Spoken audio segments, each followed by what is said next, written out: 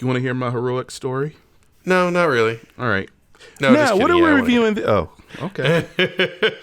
Yeah, I want to hear. Of course I want to hear. I love your stories, Troy. You have great stories. Yesterday, I really had to go to the bathroom. I had to do number 2, folks. Okay. But I was in a meeting. That was taking a while. And then as soon as the meeting's over with, it's suddenly like the Kraken awakens. It's like, oh yeah.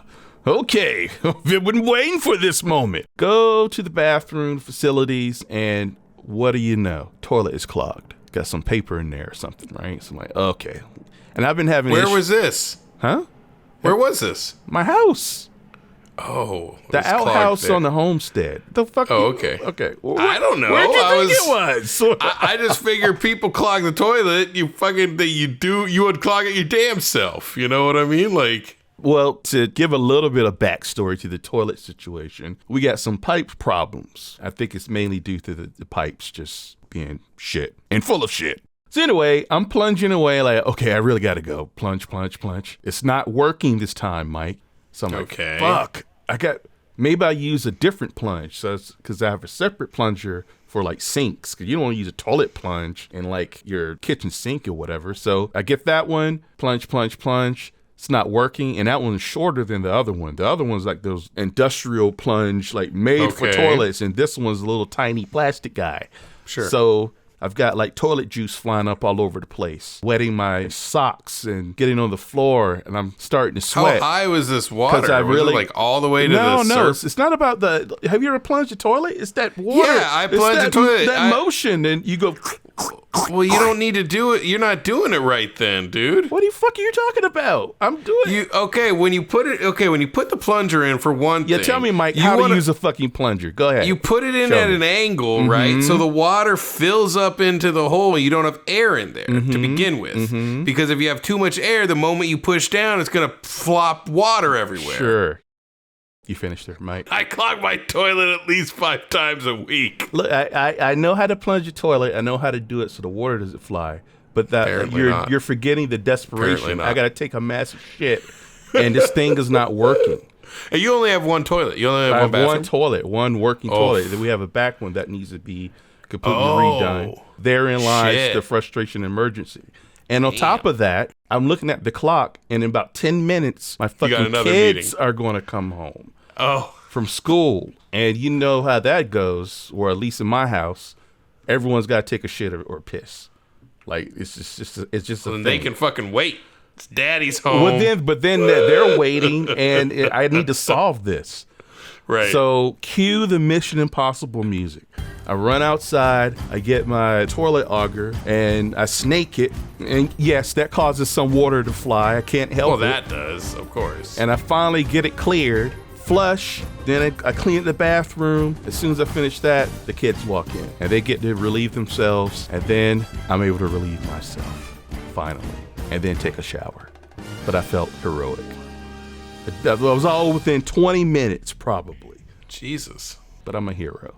You gotta work on your plunging technique, bro. It's got nothing to fucking do with the technique, dude. I know how to fucking plunge a fucking toilet, for Christ's sakes.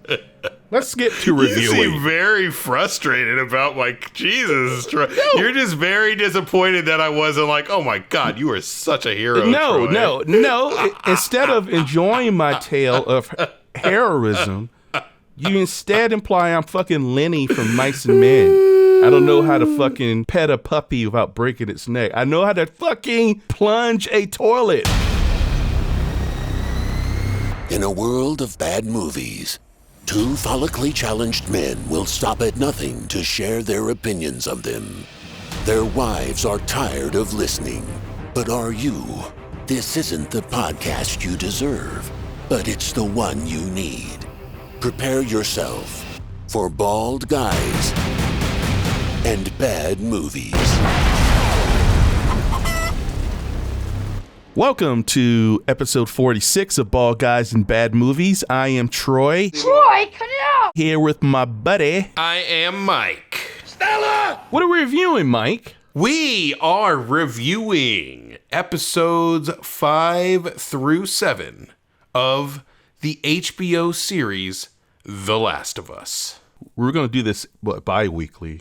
Yeah, every 2 episodes. Yeah, but then... And plus the season's it's an odd number, too, so... It's 9 episodes. So. Yeah. So this will be 3, and then the next episode, our next review would be the final 2. Well, what we should have done was 2 all the way up to the season finale, and then done the season finale by itself. That's what we were on track to do, but I think... No, we were on track to do. Oh, what we were on track to do, not anymore.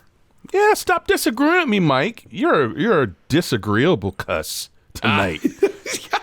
Okay, you ain't plunging that toilet right. You ain't remembering right. You're talking about like shit water flying everywhere, and I'm like, what the fuck? Why do you have shit water flying everywhere? It wasn't shit water. You said it got in your on your socks. So like, yes, it's water. I didn't say it was filled with feces. I'm just saying. But if it makes me seem more heroic, it can be. Whatever visual works. Episode 5 was really, really good. And then I feel like the last 2 episodes were okay, but... I thought 6 was quite amazing. That was a big Joel moment episode. Yeah, but I just didn't really enjoy... Like, it just felt kind of slow to me. Like, I felt like the Joel part was fun, was good, right? It was nice to see that, because, Pedro Pascal is amazing, but at the same time, it was just I was just kind of bored. We just got off of this big freaking like action-packed episode. I just wanted a little bit more, Does it hurt that you know exactly where the story's going? Do you think you would have found it just as boring since you know? And then there's some big shit coming too. So it's probably. I know. My wife doesn't know where it's going, and she thought it was boring. Yeah. So Left Behind was the name of the episode, but that was I didn't get around to it. I wanted to play episode 2 in Last of Us Part 2, just because everyone talked about it so much, and so maybe I'll go back and play it. It's very true. The episode's very true to it. I mean, from that's what I hear. My recollection, I mean, it just had way more zombies, obviously, because it's still got to be a game as opposed to just the one. But let's get into it. Let's talk about episode 5. Do I even need to summarize what The Last of Us is at this point? I think everyone by this point. We've already done it in 2 other episodes. Yeah, if you want to know what The Last of Us is, you can listen to the beginning of the prior to reviews of The Last of Us. So we're just going to go episode by episode, I guess. So episode 5 was called Endure and Survive. Endure and Survive. That was them leaving Kansas City. Henry and Sam, that was Henry and Sam, yeah. That was a good one. Action-packed. That was a really good episode. And that was with all the zombies coming out. We see the first bloater. I was a little disappointed that the bloater didn't have the acid pods that he threw at people. That I thought that would have been kind of interesting to see how that worked. Yeah, if we're going to get a bloater, and probably the only time we're going to see a bloater, at least in season 1, you want to make it a really good and like fan pleasing. I mean, other than that, it was fine. Other than that, it was great. Yeah. Other than that, it was great. Until you mention it, I forgot about it. But now you mention it, like I could have done with some of that shit. Acid bombs. Yeah, I think that would have been cool. And he even had like big pustule thingies, like balls of fungus balls, like that were growing on him. I didn't see any balls. He looked ripped off. Yeah, no. If you look at it, there's like globe shaped, like filled, like fungus. Balls. Got it. You don't mean not testicles. You don't mean ball sack. You mean balls, just like fungus growths on his skin that he could have easily just ripped off and thrown at people. You know what I mean? Yeah, all you need is like a couple of tosses and some faces melting. Or just combine him and the Shamblers from Last of Us Part 2. You know what I mean? Where he just kind of like blows it up, out of him. Because I always felt like the Shamblers and the Bloaters were very similar. They just had a slightly different mechanic to how they release that acid. You know what I mean? You know what's interesting now that we're talking about it? They created like a whole new thing with the tendrils, the communication, and you can actually see them moving. It would have been cool if the bloater had like control over that. If like the tendrils could like come up and grab someone's feet and that would have been kind of cool. Keep the root to the ground. And it's only like just like the high boss level. Like the bloater that can do that. That would have been pretty cool. Like something new that's only in the show that kind of is more connected to the way the show does it. Right. You know what I mean? I think with the show is working very hard and very successfully to keep this grounded. But sometimes it's okay just to loosen up and have a little fun. Oh, what about the little girl clicker? That was brilliant. The little girl clicker was phenomenal. And dude, she was just creepy as shit. Did you notice she had a Blues Clues shirt on? They said it in the podcast, I think. I don't know if they got noticed it in... They like put a Blues Clues shirt on her. I was like, oh man, that is fucked up. Like, and again, I mean, there was some CG enhancements, but that girl was like a contortionist or something, right? Oh yeah, like, yeah. I think about I Am Legend, how fucking shitty it was. They had completely CG people, and I'm so happy that they didn't do this for this show. One thing that they mentioned in the podcast that I thought was funny, they talked about all these contortionist girls who sent in videotapes of themselves doing moves for auditions, right? And he was like, even before you put makeup on them, like it was just the moves that they would do was just complete nightmare fuel. Like watching them like move around this way was just absolutely terrifying. That's without the fucking clicker, like, you know, prosthetics and shit. Like, but what I will say is I really like the fact that they took the sniper scene, like, so they recreated the sniper scene from the game, like in a different direction, but in a direction that was so close. Like, you know what I mean? Like the way they set it up and the way that they were like the cars were staggered and like it looked like it would look like it was straight out of the game, but the mechanics within it, like how it actually played out was different. I thought that was great. And then I love that you even got the whole, you know, having to shoot the monsters like with the sniper rifle, like Joel as they're protecting attacking. Ellie. Yeah, Joel's actually protecting everyone. I'm like, holy shit, this is so dope. It's like straight out of the game. I thought it was really good. But that's also a good example of the game putting in the role of, in that game at least, Joel's protagonist. And you, by that point in the game, you've really bonded. You want to protect this girl, right? Absolutely. And it's not just because the game's like, you got to protect this dumb fucking NPC. Like, she's been reading the joke books. If they've taken time to have, like, quiet moments as they're walking. So you feel ownership. Like, you feel like she's your daughter. I just remember the tension of, like, no, get away from my Ellie. Yeah, totally. Dude, so I saw a TikTok video the other day. It was like, someone spliced together like all the scenes of Ellie reading the joke book like in a TikTok video with like this goofy kind of fun music in the background, and she's just like cracking up, and like there's so many times she'll just like stop, please stop. The torture. He's like, do you even understand that joke? No. Okay, whatever. It's just so good, man. Why did the Scarecrow get a promotion? All right. Why did the Scarecrow get an award? Because he was outstanding in his field. Put that thing away. Because he was outstanding in his field? You dick! Well, now, it's fresher in your mind, because you just finished the game. I don't think in the game the sniper was an old, broken down old man. Right? No, it wasn't. I love that. And I think you probably listen to podcasts too, like why they did it. And their thought was, Joel gets the drop on him, and he's like, please don't make me do this. And there's hesitation, and you see the gears are turning, and the guy decides to raise his gun anyway, knowing full well it was basically him committing suicide, really. Yeah, totally.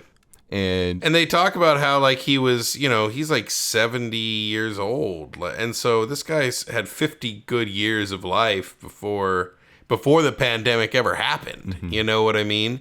And now, I mean, he's just tired of it. He just wants to go. He's done.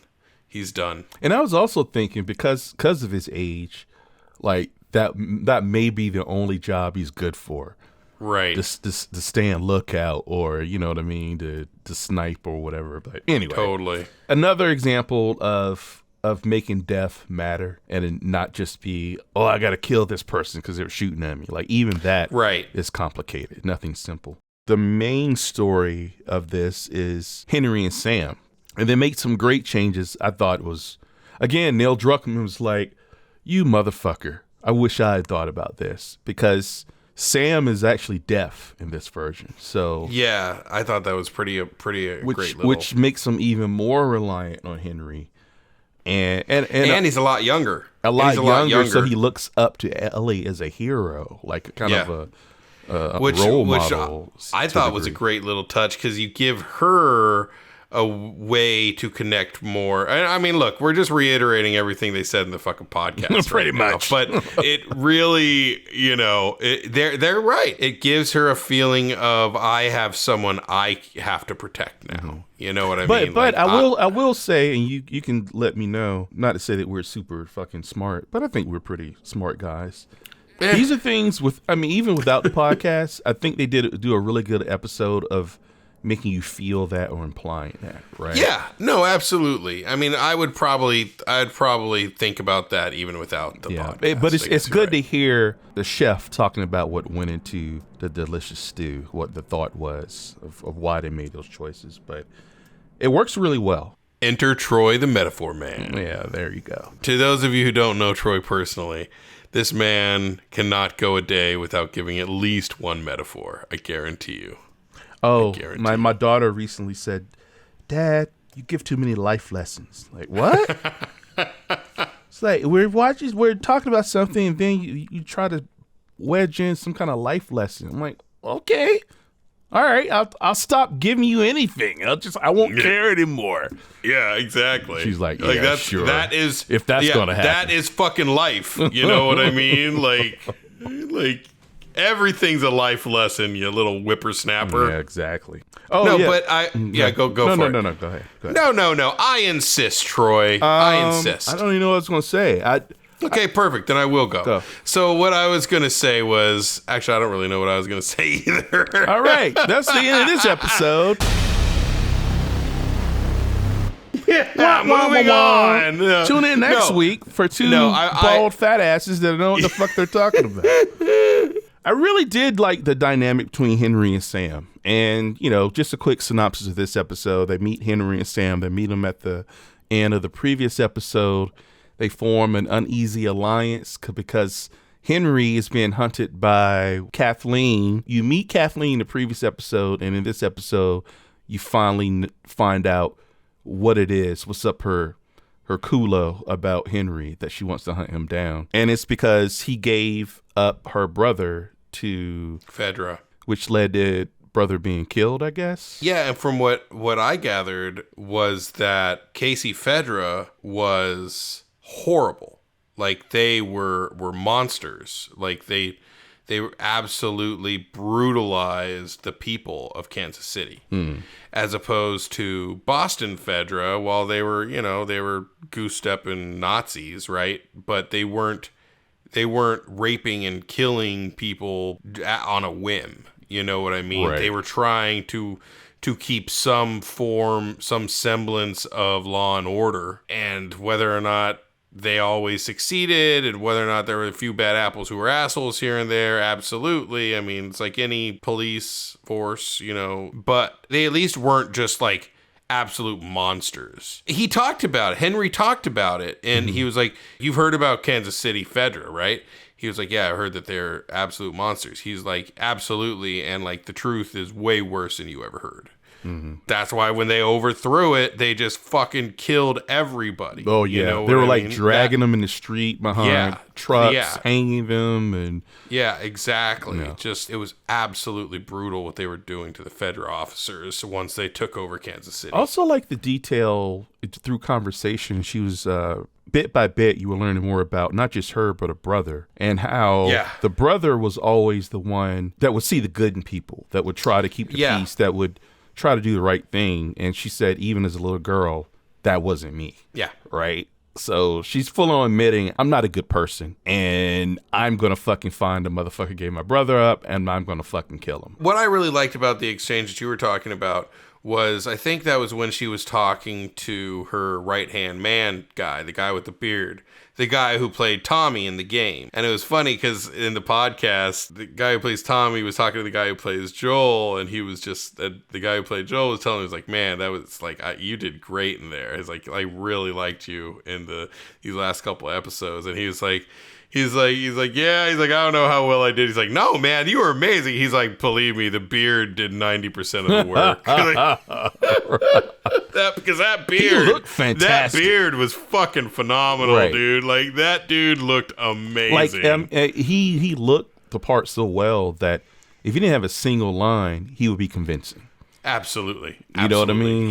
He was awesome. Right. He had this sort of, he was menacing in a freaking Robert De Niro in Heat, right? Like, he's not gonna like brutalize you, right? But he will shoot you at the drop of a dime if that's what needs to happen. Now, Troy Baker, who hosts the podcast, and we Right. had that conversation, he's in the next episode. Is he? He's actually in the previews. You see him. Oh, shit.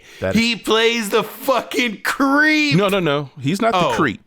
Oh, man. He's the pretty boy. He's a handsome guy. So he's the other guy you see.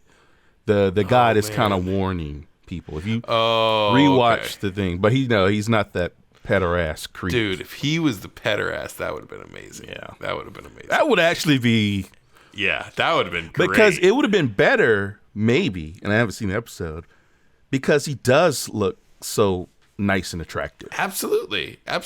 You know what I mean? That's the way to do it. Like, I feel like making ugly people be bad guys is such a cop-out. You know what I mean? Like, right. like, and not ugly, like people who are disarming and charismatic. It's the Ted Bundy effect. Yeah, Handsome like Ted guy. Bundy, handsome guy who's charismatic, easy to talk to. And he weaponized seems like a great guy, and then he, turns out to be a freaking, like horrible. It's like God monster gave of a him the human being. tools to be a monster. That type Exactly. of monster, right? As opposed to someone who looks like a fucking ghoul. Exactly. And acts like a ghoul. It's like you expect it, right? So, well, anyway. what I was gonna say was, there was a nice line from the guy who played Tommy in the game. I can't remember what his name of the show is, but the guy with the beard. He said to Kathleen, "Your brother was a great man. We all loved him, but he didn't change anything. You did." you got it done. Right. And that's why we all will follow you to the ends of the earth. Which they end up doing. Which they do. At least the end of their earth. Because dude, that fucking bloater just like ripping people in half, like holy shit. Or no, he like broke their neck or like ripped their heads off or something. But I was just like, holy shit. So you know what I mean? Do you remember what they said about that? Like, Greg Mazin was like, I want to rip them in half. And they couldn't get the CG to work right. Well, it just a body doesn't work that way. Yeah, exactly. Right. Exactly. If you grab someone by the head and by the torso, the head would rip off probably. Right. Which I thought was fine. Like it felt more natural. This episode was so good, and it not just because it had one of the best action scenes so far, but down in the caves, in like the sewer, you get to see the sub-colony of people. The whole sub-colony of people that was wiped out that you get to see in the game. Like, that was a great little touch. I thought that was phenomenal. This episode finally gave me the badass Joel I've been looking for. Again, I'm not looking for John Wick. You keep it grounded. Right. But when, the sniper scene, like, this is a guy. That was phenomenal. This is a guy who can take care of things, right? So finally, like, yes, give me more of that, which we will get later in spades. Absolutely. But the actor who played Henry was really good. That kid who played Sam was actually really deaf. The guy who was like the technical director for sign language, like he had direct conversations with the main actor who played Henry, like teaching him how to sign. And he really wanted to make sure he was signing with the right type of inflection, the right type of speed. You know what I mean? And it was really cool to hear them talk about like how much went into making the sign language look real. He like learned it in a weekend or some shit. Said like, he picked it up super quickly. And the fact this kid, this is his first time acting. Like, it was an open casting call. Yep. And they're like, needle in a haystack. We need a black kid of this certain age who's deaf. They thought they were going to get act. Like, they thought they were going to get like 80 submissions. They got like 8. Yeah. Because it's a super narrow niche kind of like niche sort of thing, and they found this kid and he could act. He was good.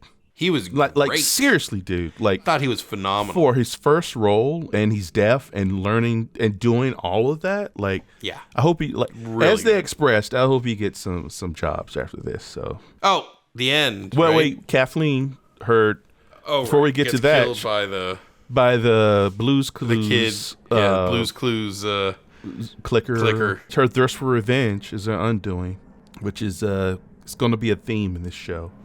Yep. And down the road as well. Like, so focused on revenge that she basically destroys.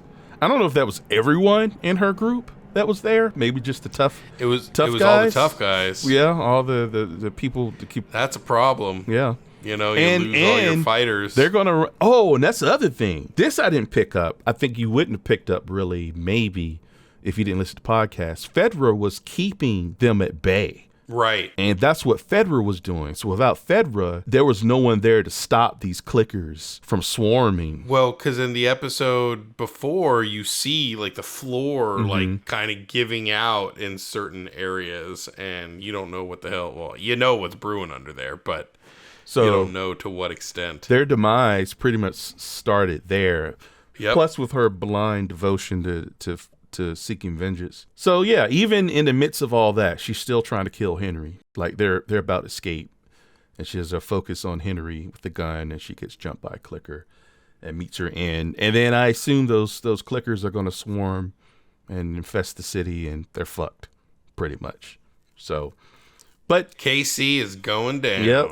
But then that leads us to the end, the tragic ending of this episode, which is Sam, little do we know, has been bitten, and he reveals this information to Ellie. And this is a good moment. Yeah. Ellie thinks, okay, and the grown-ups don't know yet, so she cuts her hand and thinks, well, maybe my blood can heal him. Yep. She rubs her blood in the cut. Oh, and that night, Henry, I think Joel even like invites him. Like, first Joel's pretty standoffish about them joining the group, and Ellie's, I think, was all about it from the beginning. But now Joel, after Henry, while he was trying to save Ellie, he saw Henry putting himself in harm's way to keep her safe. Yep. So this is a guy he can trust. He's a protector too. So, he invites him to come along with them. But then the morning comes and Sam has turned. And they do a great little bit there where, because he's deaf and he's just like staring off at the wall, when he, turns, he doesn't hear her. He doesn't hear her. He doesn't react. He can't hear her, so he doesn't even know she's there. So she just sleeps all the way through the night, and he's just staring at the wall. It's not until she goes and like puts her hand on his shoulder that he's like, rah, and like goes and tries to eat her. Yeah, and they tumble into the next room. It wakes Joel and Henry up. Henry grabs the gun before Joel can. You don't know what the fuck's about to happen. And Henry's instincts take over, and he shoots Sam in the head and kills him. You okay? Easy. Henry, give me the gun. Henry, give me the gun. What did I do? What did I do? What did I do? Henry, give me the gun, Henry. Give me the gun. Henry, no! That was a great moment. Yeah. Like, at first you think, what, is he going to shoot Joel? But he was so confused. And then there's a moment, Pedro's such a good actor, where Joel's no longer afraid for himself. He's afraid for Henry. Right. His give me the gun is like, don't do it. Like, just give me the gun. Give me the gun. He knows. And Henry blows his head off. Yeah. So that's rough. And that's, and I like, and they mentioned this in the podcast, but in the game, when that happens, there's a smash cut to winter, right?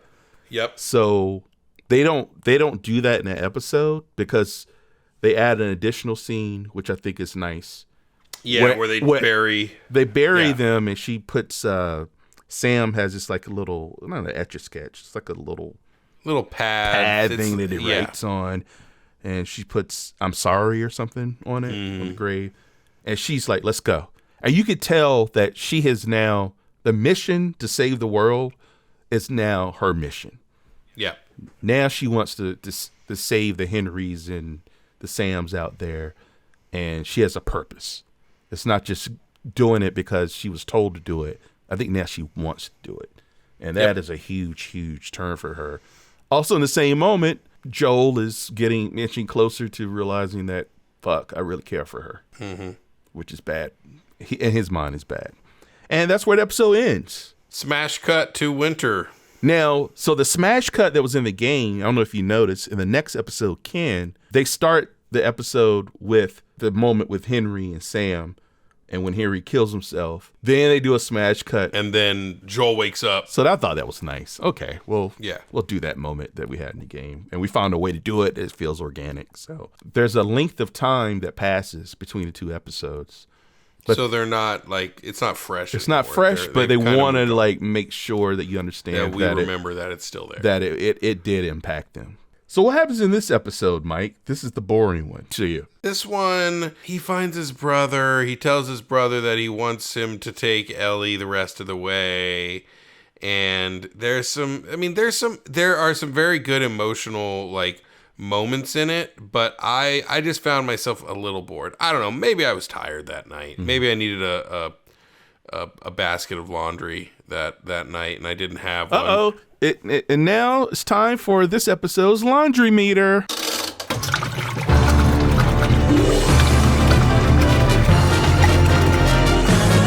It's time for Mike's laundry meter. Yeah, this definitely could have used a load of laundry. Okay, how many loads or what?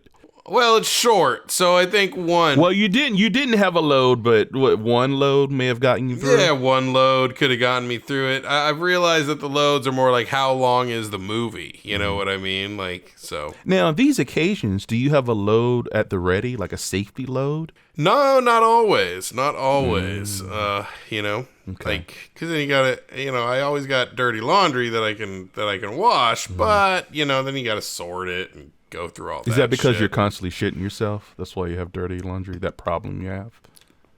Yes. Oh, okay. Yes. Well, but the good thing is you clean it. You don't just let it fester and sit in the laundry.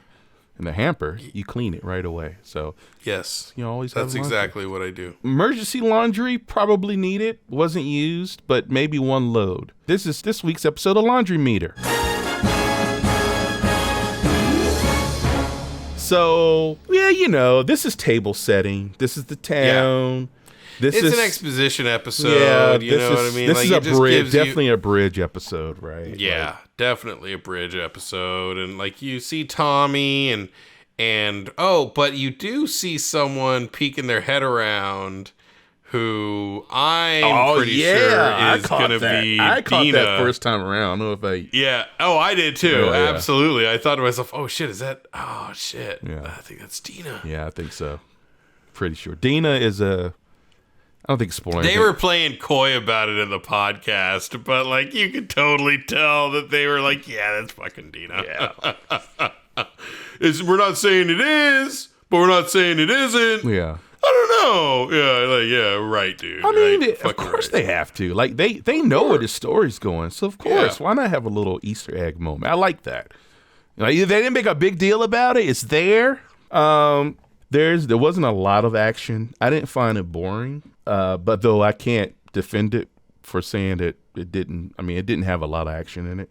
But it was definitely a very important episode because it is the episode where probably the most famous conversation from the game is between Ellie and Joel, where they kind of just lay it out there. I'm not her, Maria told me about Sarah and... No, don't say another word. I'm sorry about your daughter, Joel, but I've lost people too. You have no idea what loss is. Everybody I have cared for has either died or left me. Everybody fucking except for you! So don't tell me that I'd be safe with somebody else, because the truth is, I would just be more scared. Because she brings up his daughter, and that's the third rail for him, and he gets pretty fucking defensive when that happens. Absolutely. So because he wants to pawn her off to his brother Tommy because I think in the prior episode, but definitely this episode, he was having chest pains. And I thought, at first, I didn't jump to panic attack. I thought, is this version of Joel just he's an old man? I initially thought maybe it was a panic attack. But then, like, right when I was thinking that, Andrea was like, oh, is he sick or something? And I was like, shit, I don't know. Like, but panic attack makes sense. You know, they were trying to really show that having her around has put him at a disadvantage because he's had to open up again to the world where he had survived for 20 years by shutting down and going inside of himself. That reminds me, there's a very good conversation that Tommy and him they have about what they did. Like, Tommy's found a life here. Tommy has a baby on the way. There's a line, we did what we did to survive, but we didn't have to do what we did. Right. There was another way. Not everyone turns into a raider to fucking kidnap or kill or steal from innocent people. That's exactly right. And, you know what I mean? And that's what Joel was. Further in the story, when people say he's the hero, but no one's really heroic in these games. Like, they're just people.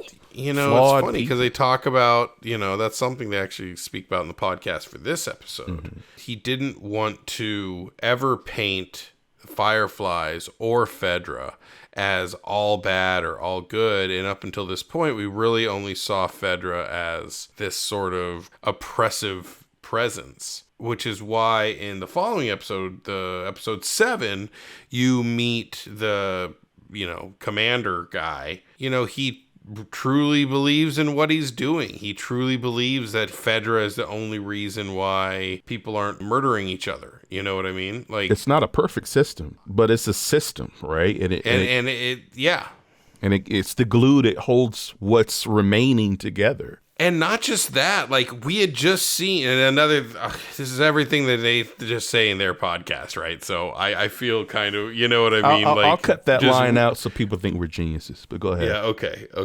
We had just seen that he was right in episode 5. They start that episode out by showing the day Kansas City was liberated, and I say that in air quotes, right? Killing all the Fedra agents and showing them killing all the you know, people who were helping Fedra and stuff. And it's just like, he was absolutely right. With them not around, they were killing each other. But in that situation, right, the Fedra there were fucking Gestapo monsters. Dicks.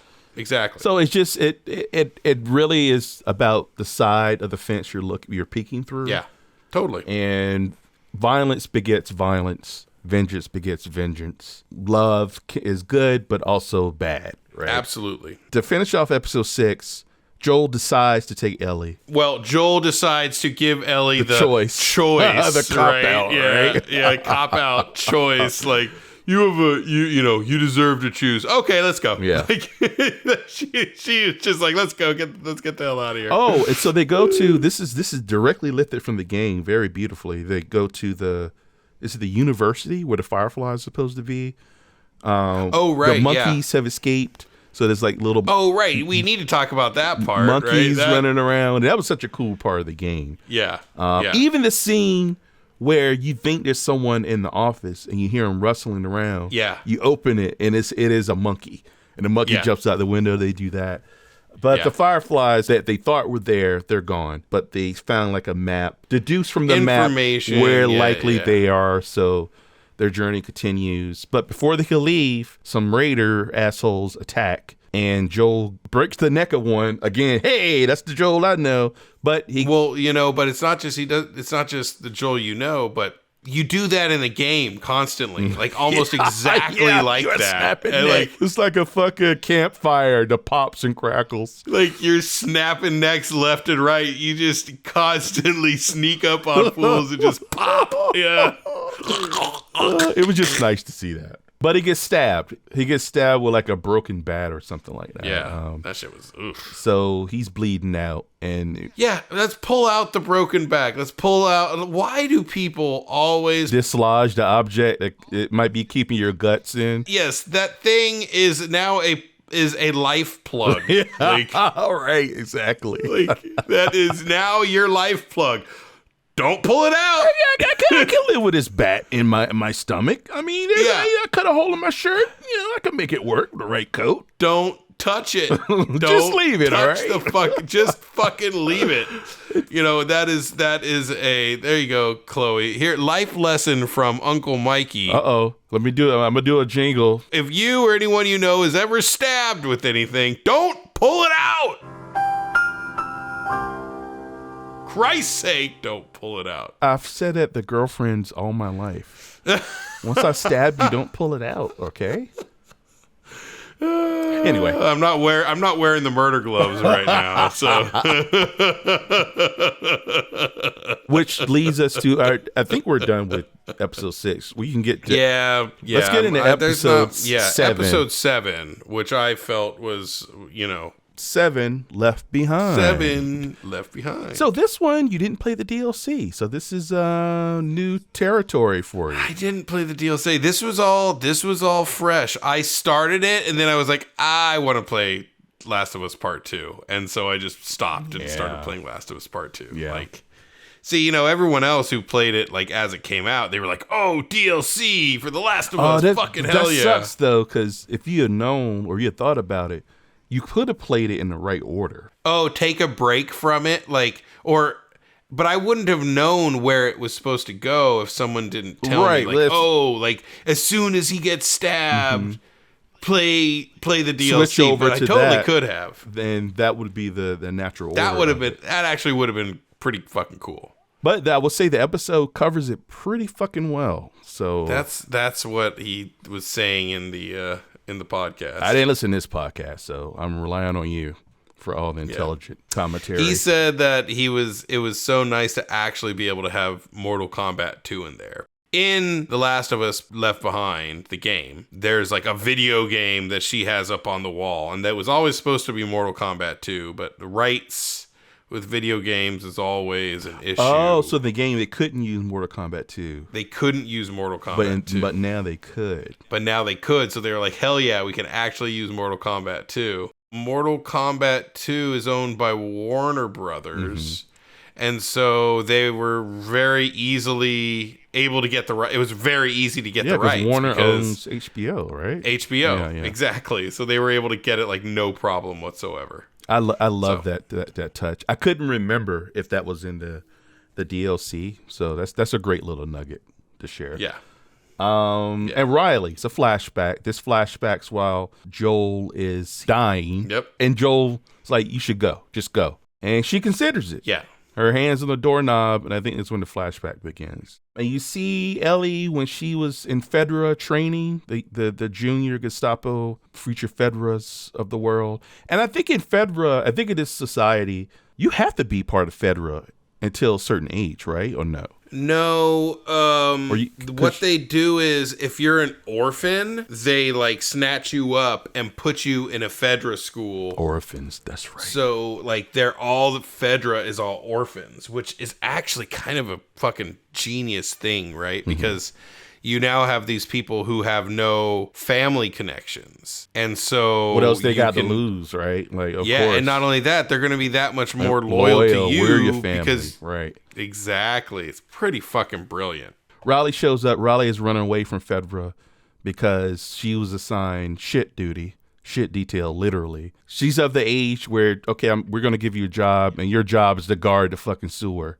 So she's like, fuck this shit. So she joins the Fireflies, and she comes back to visit Ellie late one night and is like, come on, I got something cool to show you. And there is a mall in a part of town that they have just powered up because I guess they need more room for more people, survivors, but it's still vacant. And they have a nice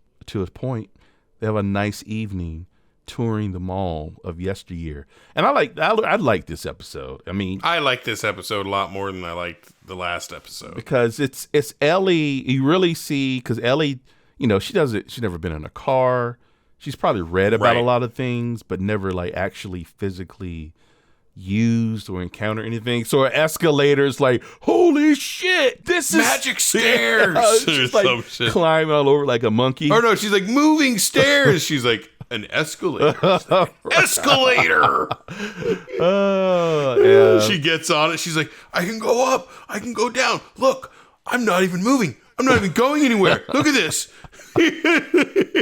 Oh, I like the wonders, the 4 wonders of the mall, but Right. the escalator is number 1. A surprise And number she's like, 1. well, I guess there's 5 wonders of them all. And so one wonder is Mortal Kombat. That's like one of the biggest. They're taking a tour of the mall. There's little details like, like Ellie is like asking her, well, why do some shops have shit and others don't? It's like, well, people took what they needed. She was like, people didn't need Bath and Body Works. Sneakers Sneakers are gone empty. Sneakers and not soap. Yeah, okay? soap. I thought that was funny. Fuck the soap. Give me the sneakers. They do a photo booth thing, which is a big deal because I think the DLC... That's in the game, right? Yeah. They talked about how that was in the actual game. And the promotional art for it, I think, is one of their poses. Right. So that was one of the wonders of the mall. Oh, the merry-go-round. Merry-go-round was a big Apparently one. that was in the game, too. Yeah, well, except for Mortal Kombat. All the shit was in the game. Yeah. What was in the actual game was a proxy of Mortal Kombat, right. too. So it was, technically. You know what I mean? They just couldn't use Mortal Kombat with in a the C. Yeah, exactly. Like it was Killer Instinct. Yeah, it was exactly. Killer Instinct. Let's just say Killer Instinct. That is the poor man's Mortal Kombat. The final, they went to the masks, right? And then it's a Halloween shop, and The Halloween they shop. pull on the mask, and they, Have a little dance party. around, and then there's an awkward kiss that happens. Mm-hmm. You know, in some countries, I think countries, somewhere someone cut the fucking kiss out. They censored the kiss, but they didn't censor the episode with Bill and Frank. Oh, really? Yeah. Like I read this article where Interesting. that kiss was taken out some places.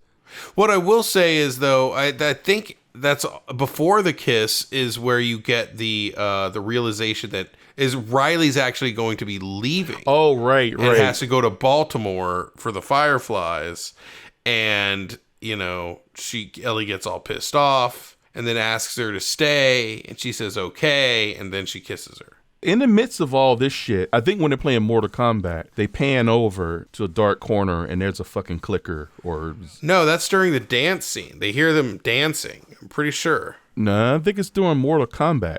Really? They reveal that there's a clicker. He hasn't risen yet. He's still... Right, he's still on the ground. Still on the ground, but he kind of attached. wakes up. And then... Yeah. So from that point on, you're like, okay, that thing's here. When is it going to happen? When is it going to happen? And they delay it a long time. Yeah. Ellie does get angry where Riley reveals that she's actually going away forever almost. And she has like freaking pipe bombs oh, and shit. That's the other thing. Like, right. yeah. Right. Are you going to use this on me? I'm federal. Exactly. I'm still federal. Exactly. So it's quite complicated. At one point, Ellie storms off. Which is why it's so good. Like, the complications are so good because that's life. You know what I mean? Is, life is complicated, and that's why a show like this succeeds, because it's not just like... There's no good and bad, man. Yeah. Like, you could find the worst piece of shit. And there's no Coral! Coral! Coral! Carl! Ellie walks out. She gets mad. She hears a scream, and it's a fake out because that was the last wonder, which was a little ghost rising from the grave or some kind of ghoul. There's like a spider, like a Halloween. Or spider. Yeah, it's a Halloween. It was like a Halloween like, thing, and decoration. That I think that's when she's like, "Stay, will you please stay?" Maybe that is. Is that where the kiss happens? Yeah, I think that's where the kiss happens. Because I think the kiss happens there, and that's when the growl, like the clicker, attacks. Yeah, right when the kiss happens, like they're like standing there staring at each other for a second or two. And Riley's agreed that, okay, I won't go, I'll stay. And then the clicker comes out and they both get bit. They have a conversation after they've been bit. We don't give up no matter what. If we got 2 days or 2 minutes, we're going to live every moment that we have, and we don't give up. That is actually what informs the decision that she makes to stay with Joel. Super sad. And then they flash back to her with Joel and her deciding, I'm going to save Joel. I think it's pretty fucking obvious from what you know. And with this flashback to this point that she's immune, Riley's not, and she's alluded to having to kill someone. Right. And it wasn't her first time. So, and it fucked her up. You could tell it did. So yeah, episode ends with her deciding to stay, tough it out with Joel and sewing him up painfully, but he's clearly thankful, probably. And that's where we leave it. Cliffhanger. Bad shit's a coming, bro. Bad shit's the bad man's a coming. There's a bad moon on the rise. Bad moon is a Randall Flagg. He's out there. The smiling man. What would you rate? I thought we weren't gonna rate these. Are we not? Is that was that decision? If we're gonna rate them. No, okay, we don't have to rate them. We'll just say I'll give them a 4.5. 4.5 what? You want to do a goofy 4.5? Sure. 4.5. Anticipation's killing me. Ancient Indian couples sitting in their houses out of 5. Graham Greene, man, he was great.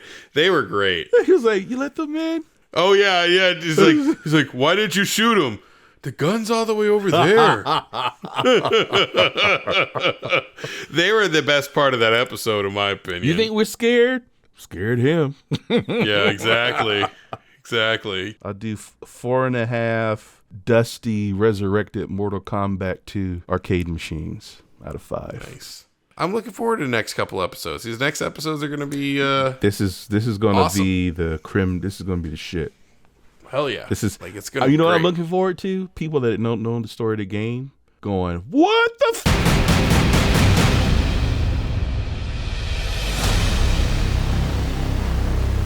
Yeah, you're not a fat ass anymore. You've lost all of that weight. Mike, that's the nicest thing you've ever said to me. You just got that round head. That's a problem. You got that round I'll take face. it, baby. That wipes away all that shit you were giving me about plunging. Well, I'm sorry. Like you did. You lost a bunch of weight, Well, but you. like at the same time, yeah, you don't know really how to plunge a toilet. But that's okay. You know what? I don't agree with that at all. But doesn't matter because you just acknowledged on your own accord that I lost weight.